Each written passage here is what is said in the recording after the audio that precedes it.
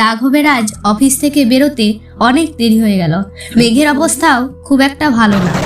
এই দুর্যোগের রাতে কিভাবে বাড়ি ফিরবে তা ভাবতে ভাবতে তড়িঘড়ি করে সে তার গাড়ি নিয়ে বেরিয়ে পড়ল।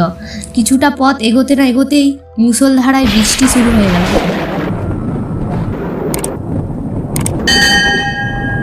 ঠিক যে ভয়টা পেয়েছিলাম তাই হলো। এ তো দেখছি ঝমঝমিয়ে বৃষ্টি শুরু হয়ে গেল। এখনও আমার বাড়ি পৌঁছতে ঘন্টাখানেক পথ বাকি। বৃষ্টির কারণে ঠিকমতো পথ দেখা যাচ্ছে না। এদিকে ঝড় বৃষ্টির মধ্যে রাঘব পথ চিনতে না পেরে ভুল পথে এগোতে লাগলো। কিছুটা পথ এগিয়ে দেখে গভীর জঙ্গলের মধ্যে দিয়ে সে এগিয়ে যাচ্ছে। আরে, এটা তো আমার বাড়ির পথ নয়। মনে হচ্ছে পথ ভুল করে ফেলেছি। রাঘব দেখলো কিছুটা দূরে কে যেন হাত নাড়িয়ে কিছু বলার চেষ্টা করছে। রাঘব আরও সামনে এগিয়ে দেখে এক সুন্দরী মেয়ে অসহায়ভাবে সাহায্য চাইছে। এই যে শুনছেন, লিফট লিফট। রাঘব হতভম্ব হয়ে মেয়েটির সামনে গাড়িটি থামালো। কে আপনি? এই ঝড় বাদলের রাতে জঙ্গলের পথে একা কি করছেন? আপনি তো দেখছি পুরো ভিজে গেছেন। আমাকে একটু সাহায্য করুন প্লিজ। আমি অনেকক্ষণ ধরে ক্যাব বুক করার চেষ্টা করছিলাম, কিন্তু এই ঝড় বাদলের রাতে কোনো ক্যাব পাচ্ছি না, তাই এখানে এভাবে দাঁড়িয়ে আছি। ঠিক আছে, আপনি উঠে আসুন।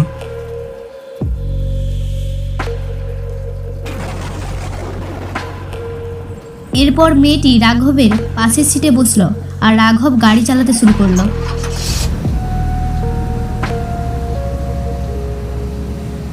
তা আপনার নামটা জিজ্ঞাসা করা হলো না।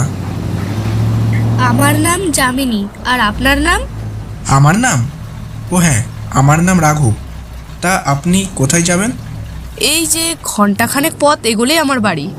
রাঘব আর যামিনী দুজনে গল্প করতে করতে এগোতে থাকে।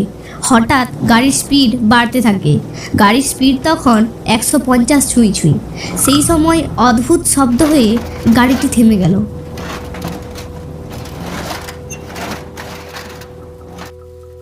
এ কি, গাড়িটা হঠাৎ থেমে গেল? আরে, গাড়িটা তো আর স্টার্ট নিচ্ছে না। এবার কি করি?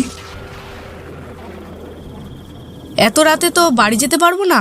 ওই যে সামনে একটা বাংলো দেখা যাচ্ছে, ওখানেই আজকে রাতটা কাটিয়ে নেবো, চলুন। হ্যাঁ, তাই ওখানেই চলুন।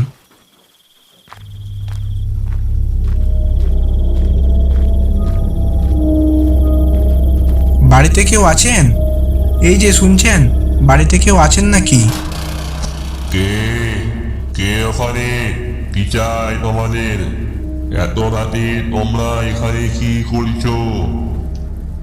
না মানে, আসলে আমাদের গাড়িটা না খারাপ হয়ে গেছে, তাই আজকে রাতটা যদি একটু থাকার ব্যবস্থা করে দিতেন তবে ভালো হতো।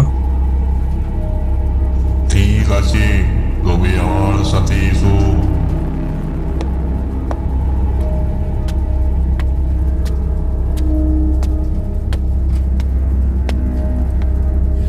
বাংলোটা অন্ধকার, কোনো আলো নেই, কেমন একটা ভৌতিক পরিবেশ। বৃদ্ধ লোকটাকেও দেখে কেমন যেন সন্দেহ লাগছে।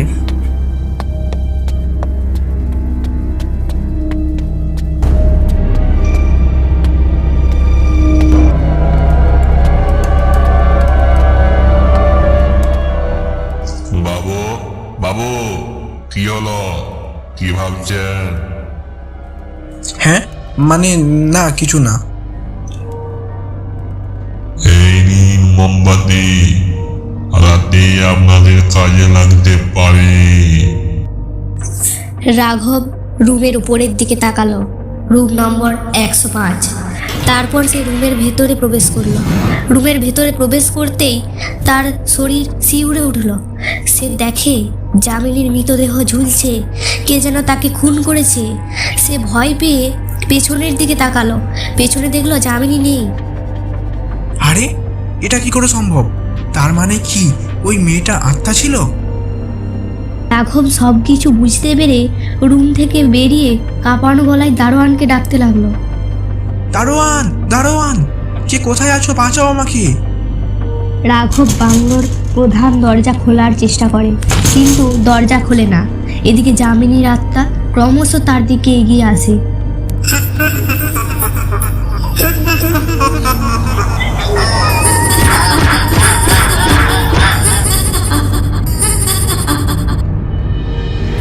রাঘবের হঠাৎ তখন মনে পড়ে সেই যামিনীর ঝুলন্ত দেহ। তখন সে দৌড়ে 105 নম্বর রুমে গিয়ে মোমবাতি খুঁজতে থাকে। আরে ওই যে মোমবাতিটা রেখেছিলাম সেটা কোথায় গেল? খুঁজে পাচ্ছি না তো। এই তো পেয়েছি। এই দেহটিকে তাড়াতাড়ি আগুনে পুড়িয়ে ফেলতে হবে।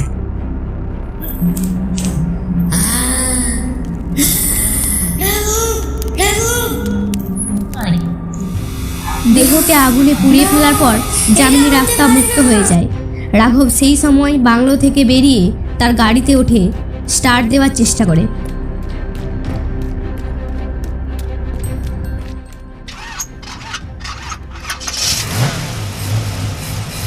হঠাৎ গাড়িটা স্টার্ট হয়ে যায় ও সেখান থেকে সে চলে যায়।